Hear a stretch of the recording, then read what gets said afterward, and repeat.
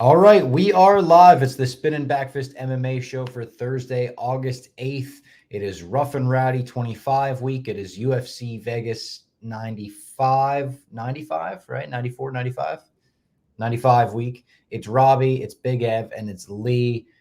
Jack is out today. Lee filling in. Lee, how are we feeling? Brother, good. Ready to talk some fights. Oh, okay fight card. We'll say that to be Generous. Yeah. optimistic. Yeah, I was But making the thumbnail for this, and I put like the main event, obviously the poster or whatever. And I thought in my head, like, oh, I'll do what I did last week, and I'll put some of the other premier fighters that might entice people to click on this video beside them. And then I looked down at the card and I said, oh no, there's no fighters that will serve that purpose. So they're just getting the main event in the thumbnail. Like there's a couple, like Chris Gutierrez is on the card. Like there's a few like, but even like okay fights, but even like he had a fallout. So now he's fighting a guy who's making his debut. Like, yeah, he's minus the line. I literally was looking at the line before we started. The line opened. It's over minus 500. And he's like one of the guys I'm excited to see. It's like, yeah, that's tough. But you know what's not tough is New Amsterdam vodka, the best in the business, the official vodka of not only Barstool Sports, but also the UFC. And in our opinion, the official vodka of winning. You find your wins with New Amsterdam, as it says down below. It's a champion vodka. You match it up against any other vodka, and it's a knockout for New Amsterdam. So whether you're catching the fights this weekend at your favorite bar, or if you're hanging at home listening to us talk about it, celebrate your wins with insanely smooth New Amsterdam vodka. Find your wins with New Amsterdam. Pink Whitney, the regular New Amsterdam, all of their products are amazing. They've been sponsoring the Pup Punk Tour as well. It's been a blast going city to city with Pink Whitney and New Amsterdam. You see it in the Octagon. You see it in the Barstool office. You should see it in your fridge because it's the best. All right.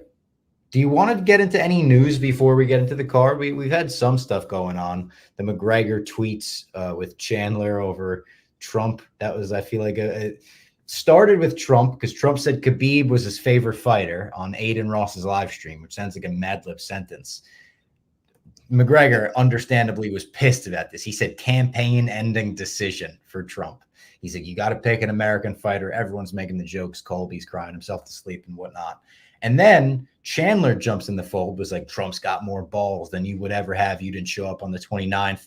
McGregor hit him with the like, LOL, bro, he doesn't even know who you are. And then Chandler was like, all right, I've accepted the fight's not going to happen. Doing the classic, he's trying to reverse jinx himself now. We've seen it 100 times at Barstool. And McGregor was just like, all right, I don't need you. What are you doing in December, Max Holloway? The real BMF. And he tweeted the picture of them face to face. I don't think this is going to cancel the McGregor-Chandler fight. I think that's still going to be the fight in December. But it was a big part of the MMA Twitter news this week. I would say, Bob, I said it to you in like just in our cubes the other day. I think him picking Khabib is actually very on brand with Trump.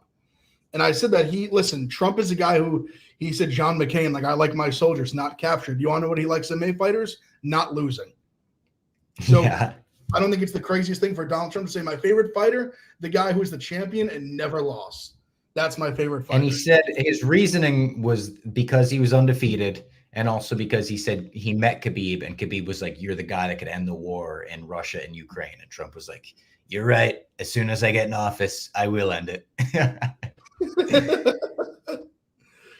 Funny exchange. I mean, the whole thing was kind of funny. Trump did get one thing incorrect. He said Khabib never lost a round. Incorrect. Round 3, UFC 229, legendary round. Everyone remembers that more than anything else in the fight. Yeah, I also go back to the McGregor thing quick. I'm still not sold if he's definitely going to fight. I've been saying it for like 2 years. You know, the motorcycle rally clips didn't make me excited about that. I've been saying the same thing. I just think there's a mental block with that he wants so badly to be that savage who he once was, who was knocking people out, who was willing to die in that cage for that win, who was going in there, the guy that was on Irish unemployment, whatever you want to call it.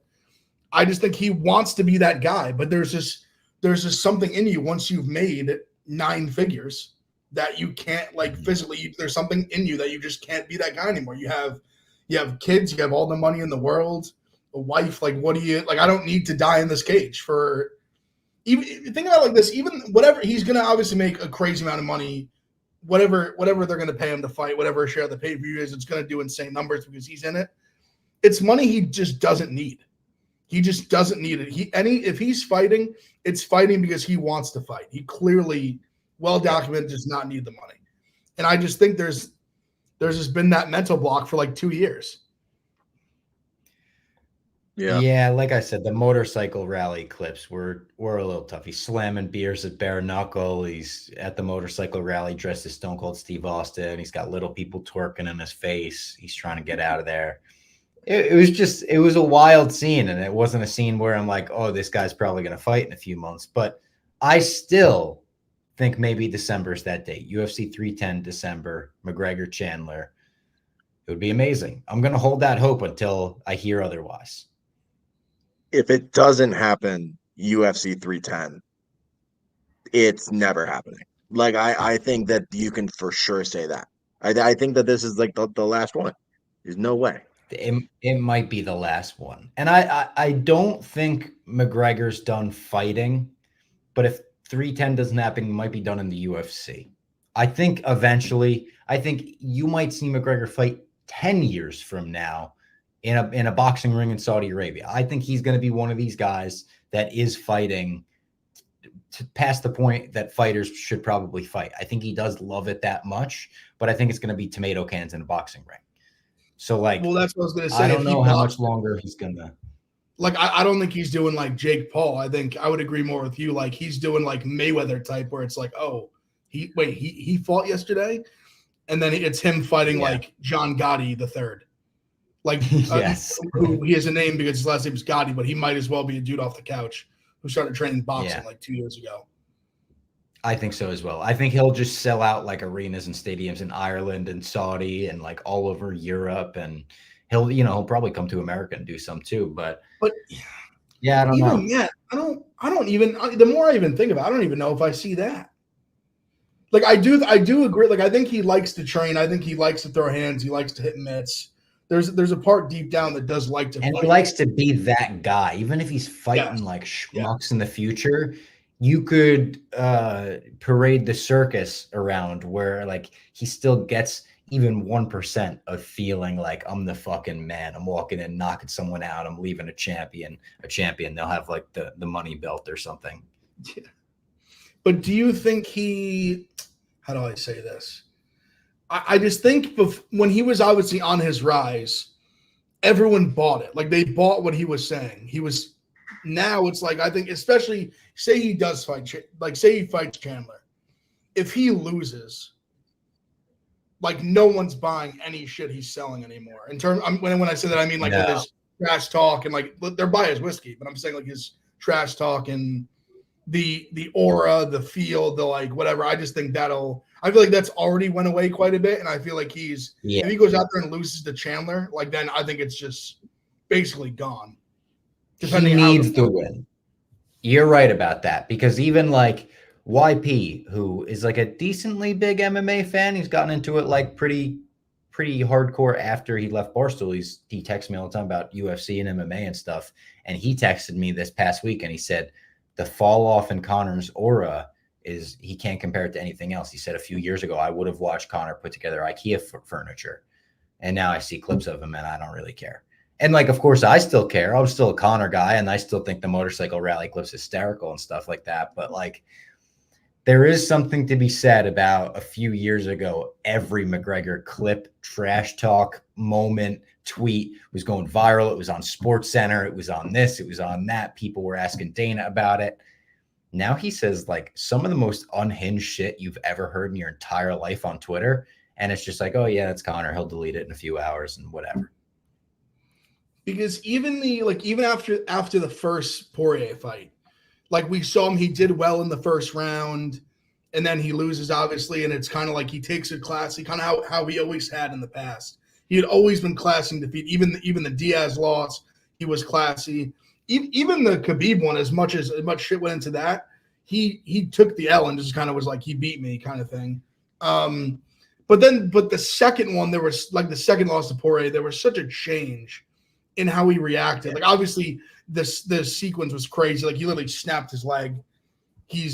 Rogan's literally on fucking crouched down on the canvas, like interviewing him, and he's like, "Your wife sent me DMs and this and that," and it's like you even saw the way Poirier reacted to it. Like he just was like, "Bro, like." Yeah, he was like, "What the fuck, like, dude?" Yeah, my wife's not in your DMs. Like, what are you? You're just McGregor's going like that to him with the gun motion. Yeah, exactly. Like you're now you're doing? You're literally you're so like you can't even beat the guy up with your hands anymore. So you're literally saying you're going to shoot him because he beat you in a fight. And I know obviously he wasn't going to actually shoot him or anything, but to even just get to that level of like, it almost was like you could see the panic like in him being like, holy shit, like it's like I just took 2 losses in a row to a guy who like can't win the belt. Yeah. And obviously Poirier's a great fighter, but I think there was a clear, like you could see just the level of like anxiety it even gave him in that moment, just this tenseness of like, holy shit, like I might be cooked. I mean, the first Poirier fight, remember a big narrative going into that was Dana being like, with a good performance, we're going to get Khabib back and we're going to run that fucking fight back. And it's going to be Khabib and McGregor. And like Dana was like, I almost felt bad for Poirier, the level he was like, we're getting Khabib back if Conor wins. He was like really rooting for it. And then, no, that didn't happen. But yeah, enough about McGregor being potentially washed because he's not. He's coming back in December. He's knocking out Michael Chandler, and then he'll have 8 fights in the next calendar year, and he'll go 3 division champ in the next year. Okay. Talking about washed fighters, Tony Ferguson. Yeah, that was sad. Yeah, we do need to talk about Abu Dhabi. We haven't. Yeah, we haven't talked about the card. To see Tony lose in the exact way everyone thought he was going to lose, and then half retire and say, I still got more in the tank, like that ain't the end of the road for me. 0-8 in his last 8. It's sad. Like, so I think, Lee, you might have tweeted it. Like, if someone commissions him to fight again, jail. Yeah. It's just, oh man, it honestly was even more. Am I crazy to say, actually, it's just how I felt. I think it was actually more dominant than even I anticipated, to be totally honest.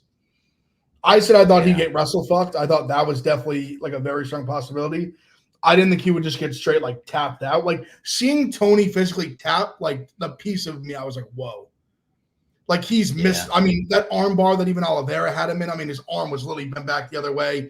Even the end of the Bobby Green fight, like he's kicking, he's fucking, even though he's in a crazy arm, he's doing everything he can to stay in there. He gets choked to sleep, basically, essentially at the bell.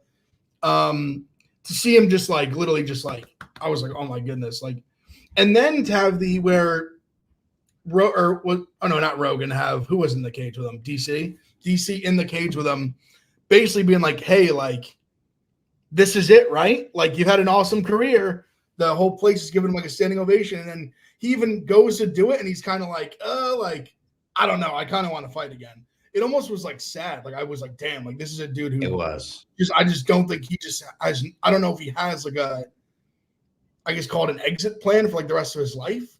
Like, I don't know what I just don't know what he clearly he wants to fight. And it just, what are you going to do with him? Are you going to start giving him like guys making their debut? Like, you can't. Well, I was just about to ask, do you think there's anybody roster he could beat in his division? Man. Like, maybe like the Indian guy that's like 0-3 and got knocked out by Mike Breeden. That's 155. He'd have to go back down. Yeah, like at 70, I don't think so. Like 55. That's a sad reality, but I think you're right.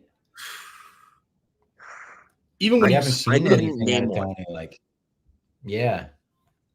Kiefer Crosby, like that might be like the only 170, and like he just got tapped out quick by Patterson. Like, yeah, there's a few names. Like Patterson, I actually think is decent, but I do too. Man, even if Kiefer Crosby got a hold of Tony, I feel like he's way stronger. Am I crazy to say that? He's fucking wide as the fridge. Oh, man. Tony looked small at 70, and like he didn't look himself. But I don't think there's any way Dana gives him another fight under no circumstances. I don't think so either. Yeah, I think this might be one where he's got bad. fights in his contract, and Dana just kind of like, listen, if someone else is going to sign you, wish you all the best, but I can't condone this anymore. Mm-hmm. Yeah. Like, I mean, they let the guy lose 8 in a row. Like, how it's one of those, like, they've been saying this last like 2-3 fights. Like, I think he's given him all the benefit, like the rope of the benefit of the doubt is starting to get. Yes. It's getting very small. Yeah. Where do you want to go from there on the card? Do you want to go Shara? Do you want to go Umar in the main event? I mean, both of them very impressive, obviously. I'd honestly like to say Figgy real quick. Yeah, Figgy and Figueiredo, Cheeto. I mean, he put him now. Dropped him. That was I really thought Vera was going to do a lot better. I mean, Figueiredo, I mean, he's now put himself like firmly in at worst, I think, a number 1 contender fight. I think he's firmly there. It's crazy. I thought when he moved up to 135, like foolishly, I almost viewed it as like, okay, the back half of his career, he'll go get a few fights at 135. And now he's right back to like, oh, he's a title contender. He's about to be a title contender at least. Yeah, very impressed. And also we got I just saw that in the chat, a Sean O'Malley response on that tweet from the Spinnin Backfist account, like the first time that Cheeto's been dropped. And what did he say? Like lies or something? Like nah, or something like that. That made me laugh. Or Cap. I think it was Cap. Cap. Yeah, I think he had us with the Cap. Yeah. but I mean, yeah, super impressive. Who dropped him before that? Is Sean saying he dropped him? Yeah, that's what he's saying. I mean, I don't recall that. I mean, the fact that he stood up from the knee was literally like inhuman.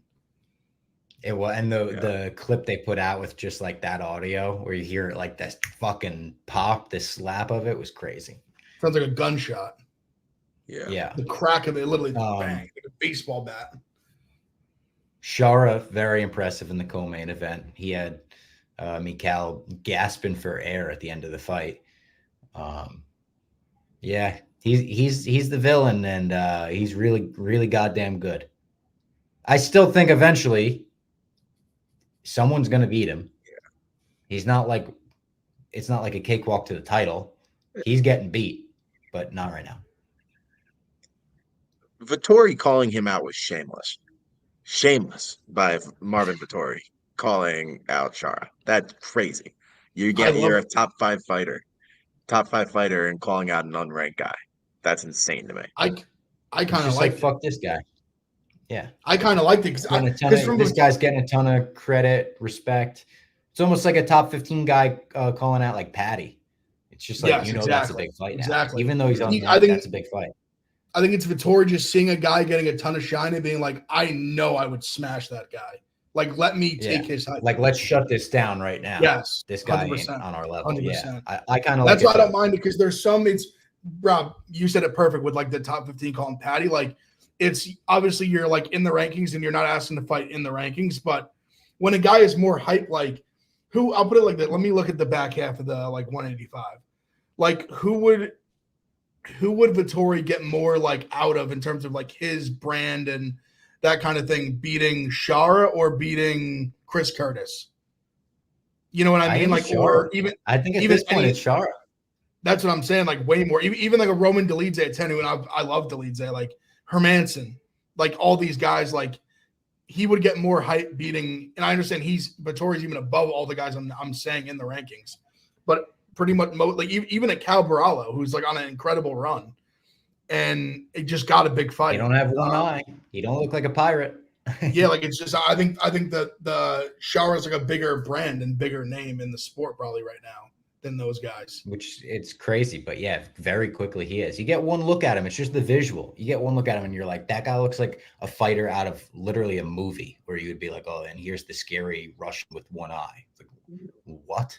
But yeah, he serves that purpose. I still hate him. He's still my main enemy. But I was giving PFT the whole rundown too, because we were driving from Columbus to Nashville while this card was on, and we had a bus with a TV. So we had perfect reception unless we went under a bridge. So every time we went under a bridge, I swear it was at every important moment in the card. Like we were under a bridge and we were like, ah, ah, ah. And then we would like, it would come back and the fight was over. We were like, God damn it. But yeah, it was a fun experience. My first time ever watching UFC on a bus. Won some bets. Looking back at the prelims, we were on Dudakova, lost that. We were on Kutaladze via decision. We got that, which that was kind of crazy. The Kutaladze fight. Oh my God, this fucking debuting guy. What was his name again? Jordan Vucenic. Holy shit. Yeah. His first round was insane. He looked amazing. Like this was a fight where he loses, but it's like, oh, welcome to the UFC. You're going to get a couple fucking wins under your belt. His hands in the first round. Like, I mean, when he dropped Guram, I was like, holy fuck. Because a lot of people were thinking, I mean, especially if you like watch his last few fights, they're pretty much all like early submissions. All like the last probably 5, however many fights, all like round one submission, over and over again. So when he goes out there with, I'm thinking, oh, Guram's going to like just be the sharper striker, kickboxer. And then he just goes there and just puts him down. And not just like a flash knockdown, like had him hurt bad. Like really bad. I thought it was like finish him for a second. Yes. I thought so too. But Guram, a lot of credit to him because being like clearly down 1-0 in that round and coming back, and I think he was legitimately fighting for his career in those round 2 and 3. I think he loses that fight. I don't know if he gets another fight in the UFC. So I give him a lot of credit. The resilience. Debuting guy like that, it'd be bad. Yeah, a lot of credit. Big time resilience to come back from that. Yeah, he's gonna be at 145 too. Do you ever feel like spinning your dick and helicoptering it around the room? No. What else was on this card? I mean, the main event, obviously, Corey Sandhagen versus Umar Nurmagomedov. Umar's legit. Umar's that guy. Probably 4-1, if not 5-0. I think some of the judges had it 5-0. Sandhagen did well in spots. Like he might have stolen around and he tried to fight off the wrestling as much as he could, but Umar is that fucking guy. The Nurmagomedovs, they don't stop coming, and I don't think they're going to stop coming at any point. Like, I'm obviously a big nerd Marvel fan, and there's some characters where they just have 100 multiverse variants, and you kill one of them, and another one's coming back, and they look exactly like the last one, maybe a little change. That's the Nurmagomedovs. They're a real life multiverse of just killers. His striking looked really good. Really good. I think that was the most like telling thing from that fight was that I think him versus O'Malley is now really interesting to me. Very, very interesting. Obviously, we don't even know if that's going to happen if Merab wins, but I'm predicting Sean's going to beat Merab, but we'll obviously see what happens. That'll be a conversation for another day. But I think Umar showed himself that, hey, like I can hang on the feet with a really good striker like Sandhagen, and I can take him down and hold him down and put him in bad spots. I mean, he definitely he established himself. I mean, there's a reason people didn't want to fight him. I respect Corey for taking the fight because he probably didn't need to, but I think he also knew it. That's another one where going back to like the rankings thing, even Umar was like 10, but Corey at the same time, him being 2 and fighting him or 3, whatever he was, him beating Umar was like you might as well have been beating number 1. Yep. Yeah. Like, I mean, in the sense, like, because he was getting what would you do no matter what if he wins that fight? Would you give Umar the next title shot after this? Yes. 100%. You have to, you think? Some people in the chat were saying that they should run Figgy and Umar. And I don't hate the idea of that. They could. Figgy Jan. I agree. I think you make that. That's the number 1 contender fight to be like next in line. After Umar, you're probably even if they wanted to, like if they even put that on like the same card. Yeah, that might be. It depends because with O'Malley, if O'Malley wins, there might be like a big break in between. Like I could see there being a big gap, but who knows scheduling wise. But I agree. Figgy Jan, I think, is the fight to make. It's an incredible fight, and I think the winner, no matter what, should get the next title shot whenever that time comes, like after Umar. Do you think Dana would be pissed low key if Merab won, and then you have Merab versus Umar when you just had like Sean O'Malley at the top of the division, and now you have like 2 wrestling heavy styles? I mean, Merab's kind of becoming a star on social media with his skits and shit. He's like doing a pretty good job, but I don't know. That's exactly what I was going to say. He's definitely going to be a little bit mad because O'Malley's his boy now. Like that's who they are pushing hard, of course. But Merab's put himself in a good position where the buyback isn't going to be as severe if Merab wins instead of O'Malley. I think they are in a fine position if Merab wins, and you can still sell that fight versus Umar just as well. Mm. Yeah, true. Anything else from that card? We had two I think that Kenzie. were big on the like early in the main card, or I guess one was suddenly the featured prelim. Big time knockout by Mirzakhanov on Menafield. He's I think they've been taking Mirzakhanov slow because I think some of his early performances weren't great. Like even he was losing to in Chekwi and then knocked him out with a knee in the third round. He's had some like and ones on the way, but now I think we're at a point the guy's undefeated. He just beat a ranked guy. I think you got to give him a big fight eventually and just see if he sinks or swims. That was one of the bridge fights. Like you got to give him a big fight. He got to fight somebody big. We went under a bridge. We came out, fight over. Just like crazy combo. What happened there? Yeah, and it was nuts because Menafield landed on him big like right before that. Like right before he got knocked out, there was a moment where I was like, "Oh my god, is Menafield about to just knock him out of nowhere?" Oh yeah, I saw that in the replay. It was like he landed a big shot. And I was like, "Oh my god, this might be his moment." And then he got caught with one, and then that was the beginning of the end. Yeah. Also, too, maybe the best performance of the whole night, Joel Alvarez over Elvis Brunner. Unbelievable. I mean, he almost had him in the darce in the first round, but just beat the shit out of him. I mean, punches, kicks. I mean, just destroyed him. I think clearly established himself like he's back. We talked about the Jack talked about that, how bad that arm, like, I mean, he just got destroyed by Armin. But I think, he got cut really bad with an elbow. He was bleeding like crazy in his eyes. He got smashed by a really, really good guy. But I mean, I think this is probably the best weight cut he had too recently at 155. So if he can keep having good weight cuts, he's incredibly dangerous for anyone in the top 15. He's so big and he's so well-rounded. His striking looked incredible. Incredible. Yeah. I didn't get to see the Dern and Loopy fight. This was when we were like checking into the hotel. So I still haven't seen this. Was it okay? Was it decent? Was Dern impressive? Good fight. I thought it was a good fight. Close fight. Yeah. I thought Dern should have won. And I bet on Loopy. Yeah. Dern was the right cards. Like she won the fight. Yeah. Loopy just can't get out of her own ways. Like I was saying this the other day. It's like she could be champ. Yeah, like if she had the IQ capacity of like a great fighter. That's a funny way. That's a funny way. If she had the better IQ, if she wasn't so dumb. Dead serious. she has all the skills.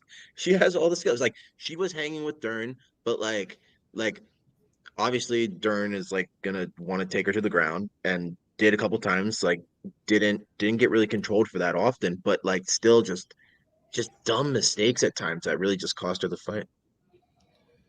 Yeah, Dern was definitely snappier with the strikes too. Yeah. Loopy had a little bit too much of that, just like pop, pop, pop. Hot Billy's in the chat. He wants to come crash one weekend at your college, Lee. Hot Billy, you can absolutely come down south and come crash. Yeah. I got couches. I got TVs. Hot Billy out on the town in Clemson. Yeah, absolutely. we will run the town. Absolutely.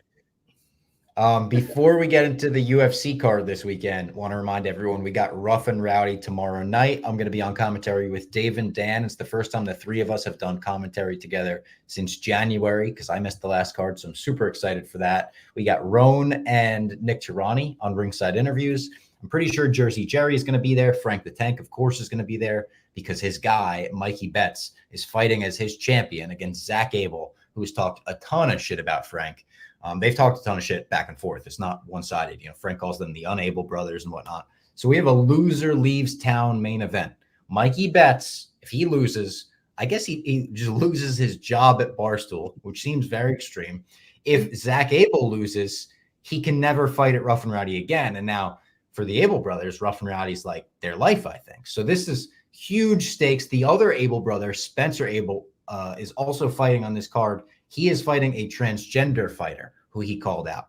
So it's an intergender boxing match, which Dave didn't know till today. He just like Spencer Abel slipped that in on the Unnamed show while they were talking about it. He was like, what does that mean? Intergender. Yes.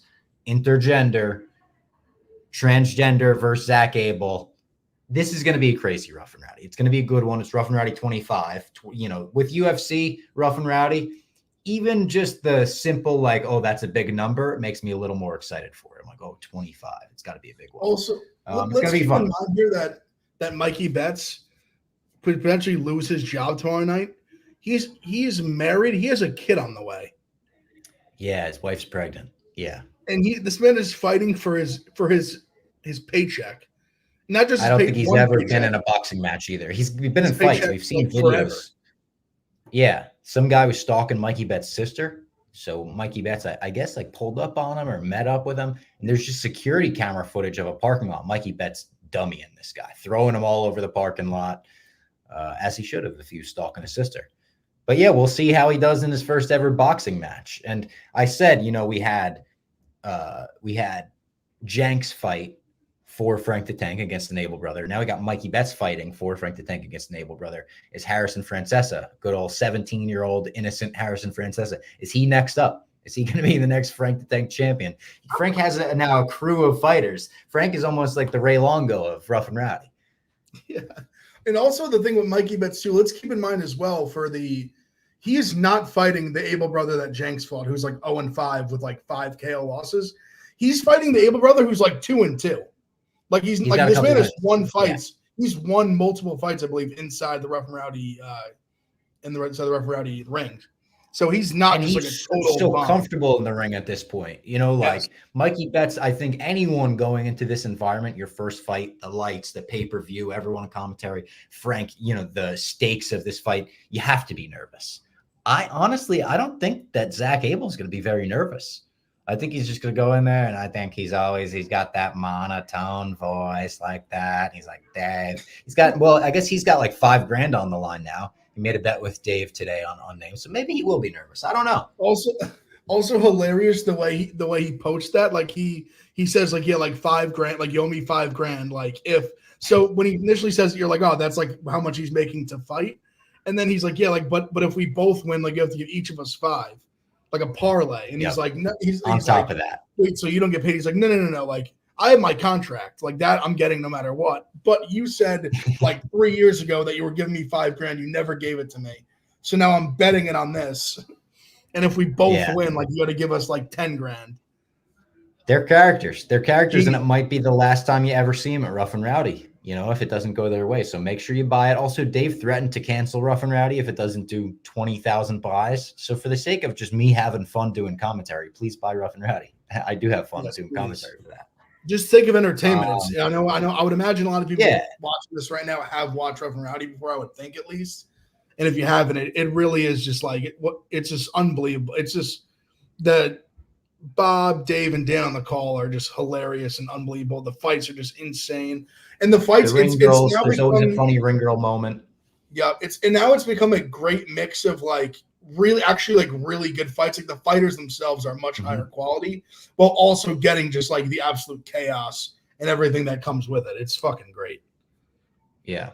Also, Hot Billy said, can we talk about Jelly Roll's choke slam? This is a little wrestling tangent, but they did SummerSlam in Cleveland. Jelly Roll came out, he performed, and then he delivered a choke slam. It was fucking awesome. Shout out Austin Theory, who was the guy who took the choke slam. He jumped to the high heavens to take that choke slam, and he just fucking big flat back bump. And then Jelly Roll even dropped like this John Cena 5-knuckle shuffle on him. It was great.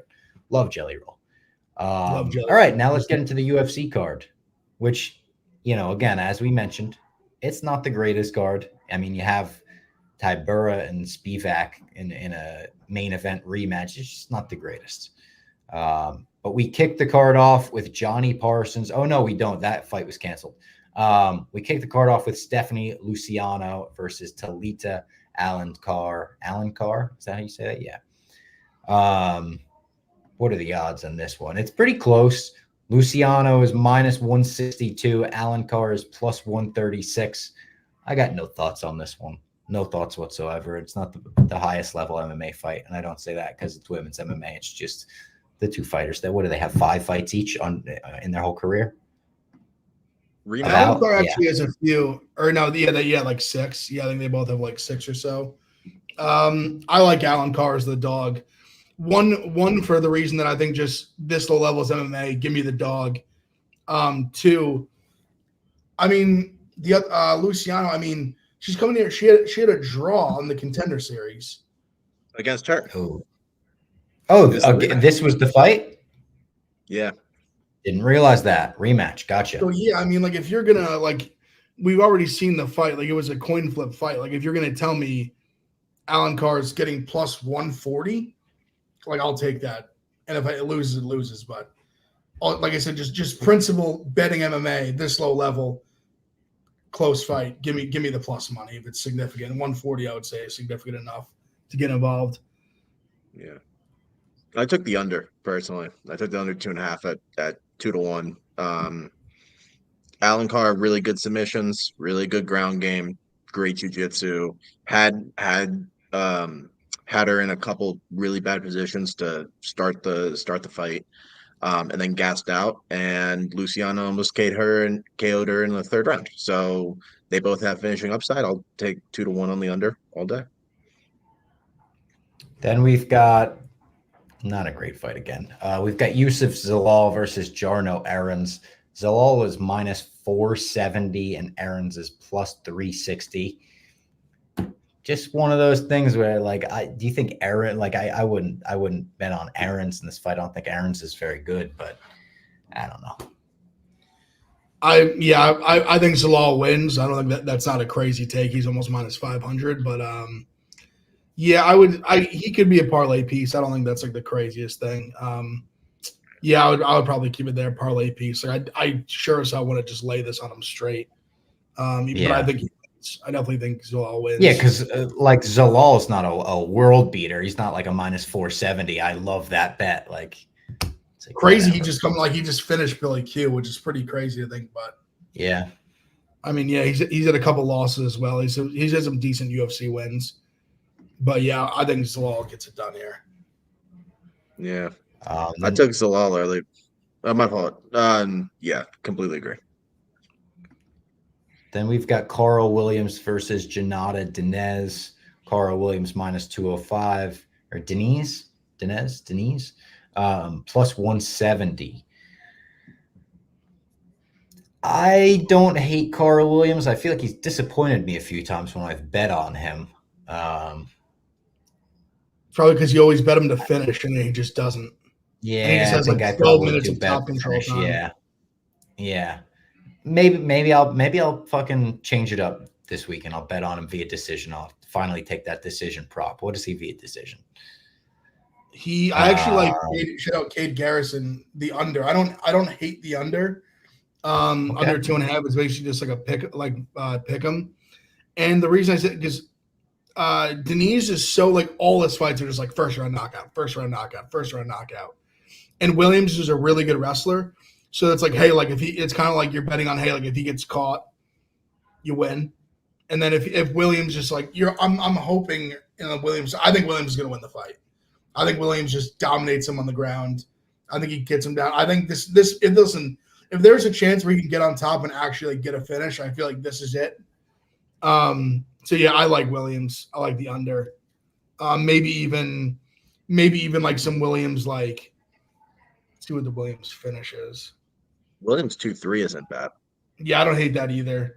Williams by finish is plus 200. I honestly don't hate that because Denise is a guy who doesn't have a ton of experience. Like I said, all of his fights are just like it feels like not just first round knocking out a lot of cans. I think Williams definitely fought better competition. He should be able to get his wrestling going here. I'd be kind of surprised if he didn't. Basically, I think if he just doesn't get like knocked out immediately, he probably gets his takedown here and just mauls him on the mat. I think there's actually a solid bet here on DraftKings. There's like you can bet like the one guy to win by like knockout and the other one win by decision. So it's Denise knockout or Carl Williams by decision. It was minus 135 yesterday. It's minus 200 today. But like either Williams is kind of just going to out wrestle him, or Denise is going to find that one shot and knock him out. I don't think it's still that bad. I didn't know you could make those kinds of bets. I love the idea of like being able to get both fighters via a certain method. I like that a lot. Yeah. Shout out DraftKings. And then are we already up to the featured prelim here? I think we are. Yeah, there's only 10 fights on the card. Yeah, short card. Carol Rosa versus Pani Kianzad, who I just clicked on her profile because I thought to myself, been watching her fight for a really long time. Pani. She has been in the UFC since 2018. That is crazy to think about that. She's got 6 years worth of UFC fights. Now, granted, she fights like once, maybe twice a year. I think in 2020 she had 3 fights, but the odds on this one, Pani is plus 180. Carol Rosa minus 218. I almost feel like I would like co-sign Ev's reasoning for taking the underdog in the first fight in this one, where I'm like, Rosa's probably going to win, but I'm not going to lay minus 218 on her. And if I could get plus 180 on a fight where I feel like it's this close, why not take the underdog? I think this is a no play for me. This is the one I'll probably sit out. Like, I agree. I think Rosa probably wins, but I'm definitely not laying minus 200 over on basically anybody. And Kianzad, at least she's like, I don't think she's great at all, but I think she's like good enough to potentially win. I mean, it's just such like a fight card of a lot of blah fights. This might be the most blah of them all. Yeah. Do you see Hot Billy's comments in the chat? I don't even know if I should repeat them on this program. Hot Billy makes me laugh. If you're not in the chat, you got to be in the chat to see Hot Billy's comments. They're chat exclusive. Lee, are you on this one at all? I mean, I think Rosa decision wins a lot of the time. I mean, Rosa's shown that she can be tough in the fights. Obviously, the last one against Aldana was a hell of a back and forth war. But yeah, Kianzad losing to Chasson in 4 minutes isn't a great look, and Rosa can be good. So yeah, I lean Rosa, but nothing here. And then onto the main card, which what time does it begin this week? 7. I just like to shout out. 7 p.m. So it's a main 4 card, p.m. prelim or 5 p.m. prelim. Yeah. 5. Yep. 5 p.m. prelim, 7 p.m. main card. Kicking things off with Toshiomo Kazama versus, oh my God, both of these names are a little hard to pronounce. Chara Lampos Gregorio. Gregorio minus, where is he? Minus 250. And Kazama plus 205. Gregorio is a Longo Serra guy. Mm-hmm. Oh, he is. He is. Well, I remember I bet on him on the Contender Series. He won by knockout, but then he lost. I was going to say Chad Ellinger in his debut. Like, it's tough to lay the minus 250 with him, but you're not going to bet Kazama in this fight, I don't think. Plus 205. I actually think Gregorio is like parlayable. Like, it's tough to lay juice on a guy like that who doesn't even have a UFC win, and I don't know how big his ceiling is, but I think here he should clear. Like, Kazama's a guy who I'm pretty sure got knocked out on the on like road to UFC, like the final. He got knocked out like really bad. He's young as well. I think they're both pretty young, but I think Kazama might be like really young. Yeah, I like Gregorio as a parlay piece. Probably maybe like a knockout. Knockout's like minus money.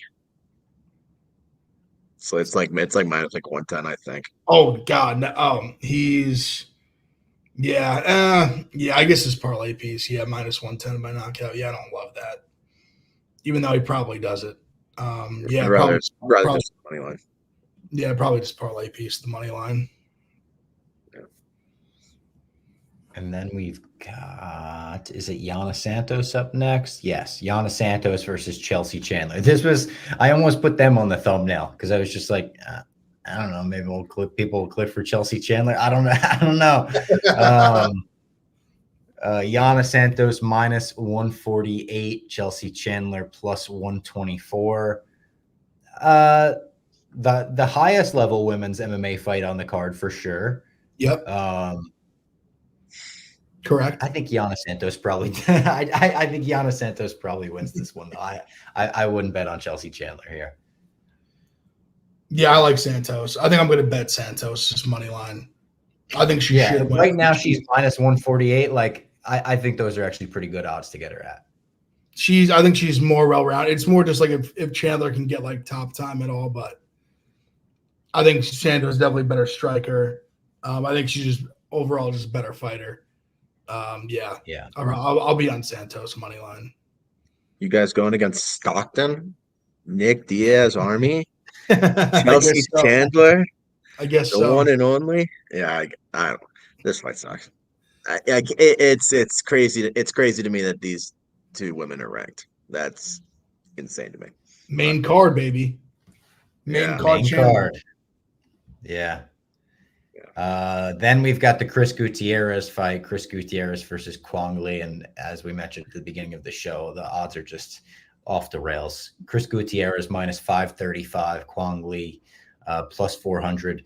What's Gutierrez? There's no props yet. I assume they'll. Yeah, but it literally just got booked. Yeah. I mean, this is no play. Like Gutierrez, take him via knockout in a specific round if you want. Take him knockout in one or two. I'm sure there'll be lines on it eventually, like props and stuff. It just the fight got made so recently, and it's such like Kwang Lee. He's literally making his debut, so don't have like a ton on him. Yeah. Lee is solid though. If you're watching this back and you have some free time, like go to Fight Pass and watch his old like LFA fights. Like they're solid. They're fun watches. It's a good signing. He was supposed to be on Contender Series that they just pulled him up just for the fight against Gutierrez. So did the boys ride Lee plus 400? The boys want to take a little ride? I don't know. I mean, Kwang Lee guys. Because I'll promise you, if I bet Kwang Lee here and he wins, I will be indebted to Kwang Lee for I'll just be like Kwang Lee guy for the rest of no matter what. I think it's too much of a step up on short notice, personally. Like I think the odds should probably be lower, but do I think Gutierrez is probably going to win because he was preparing for a really good guy in Basharat? Yeah, probably. So. Up next, we've got Danny Barlow, Ev's guy, versus Nikolay Varentenikov. Danny Barlow minus 375, Nikolay plus 295. Is there any play on this one? The odds, I feel like I'm a broken record today, but the odds on every fight make me be like, yeah, I wouldn't want to bet on that fight. Parlay piece, Barlow knockout plus 110. It's a murder scene. This is a homicide.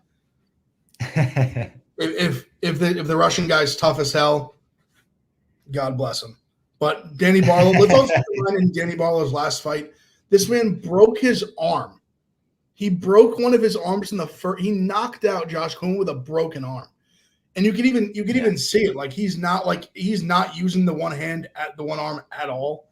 Even in like the sequence where he knocks him out, like he comes in and just goes bink, hits him with a left, and it's just literally. I think he maybe threw one right in the exchange just to not like just spamming lefts. But I mean, I think he absolutely smashed him. I've said from the beginning when I saw him in Contender Series, he was a Big Ev guy immediately. The pride of Memphis. This is it. I think this guy has top 15 potential. He's still improving. He doesn't have a ton of fights yet, but. The guy's an absolute monster. He hits like a fucking truck, and he's a dog. Danny Barlow, KO. Lee? Right-handed doctor, left-handed God. That's right, baby. Left-handed God. That's right now. What is up next? Damon Jackson versus Jose Mariscal. Damon Jackson plus 195, Jose minus 238. Maybe I would take a shot at Damon Jackson. I mean, I don't love a shot at Damon Jackson, but plus 200 almost. Maybe I would take a shot on the underdog here. I went back and I'm almost surprised this fight is where I'm curious to your Lee's analysis on this fight. Yeah. I think, well, the original matchup was supposed to be Ige versus Chepe, and I would have taken Danny Ige large. in that spot. I think the odds are probably fair here. I have questions on Damon Jackson's chin, his striking. He just doesn't have that much power. He's not good when he tenses up when he gets like close, and Chepe has power. He can knock around. I couple guys in the chat are saying it. I think Jackson by sub is probably the best prop play that I would do. Plus 600 or sub 2-3 is probably going to be like around like 15-20 to 1. Like I don't hate that because Chepe's had problems in the past with his submission defense. Damon's really good on the mat. It's just a mention of getting it to where he wants it. I'll tell you what, I was doing some research yesterday on just this fight, and it is shocking how many UFC guys that Chepe fought before he was in the UFC. Yeah. It is like, Brad, I'll go through it for you. In 2016, he fought Gregor Gillespie when they were both 3-0 and 5-0.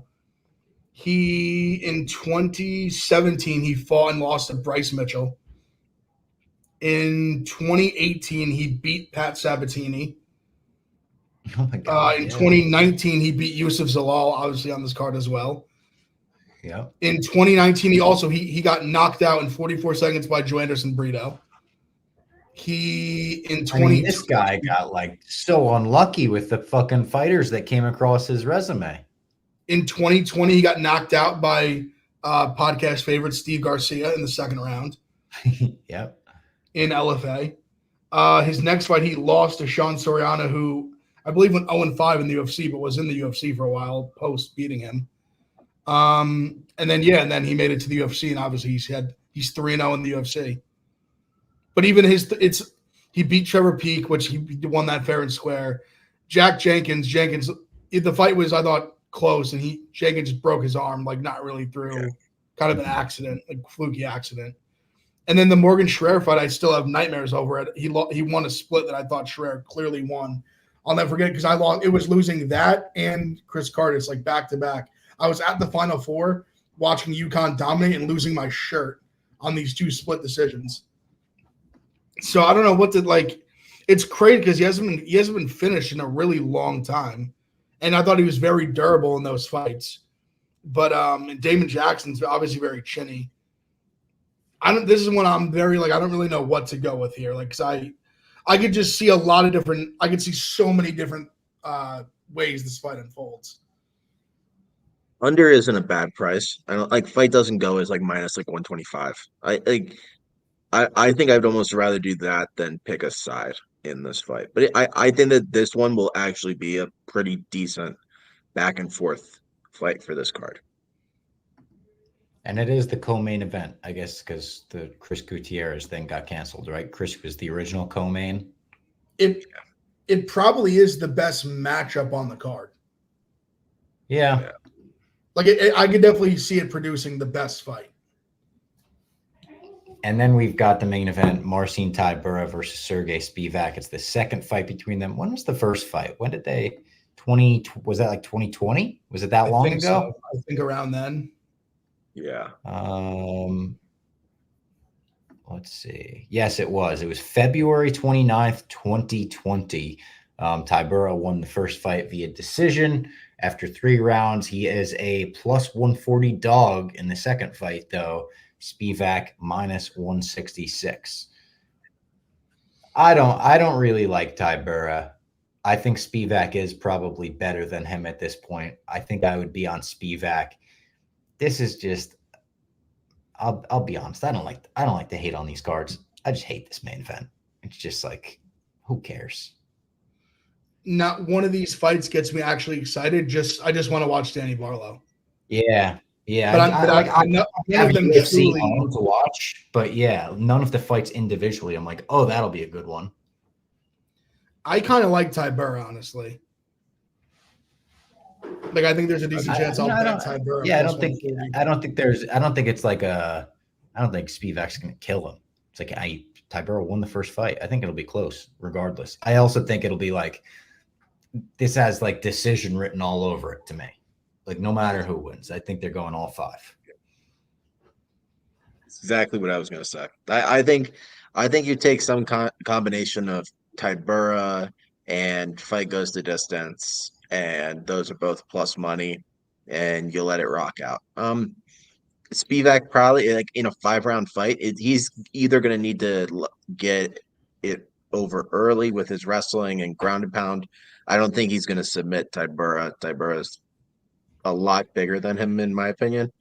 And if it goes past round 2, I think that Tybura can possibly start going at a better pace, start out striking him. It's a bad heavyweight fight. It's even a worse main event.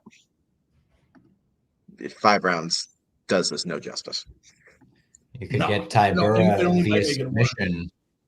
Tybura via submission in round 5 for plus 7,500. If you just really want to hold on for that for 5 rounds. Yeah, that's the card. I mean, some fights are better than no fights. We say it all the time. Just having UFC on Saturday is better than not having UFC on Saturday. But parlay the UFC card with the Rough and Rowdy card on Friday night, and you'll have combined at least a couple good fights that you saw this weekend. Shout out New Amsterdam Vodka, as always, for sponsoring the program. If you're making bets this weekend, make sure you're betting on DraftKings. And we will see you next week to talk about all of this and the card next week.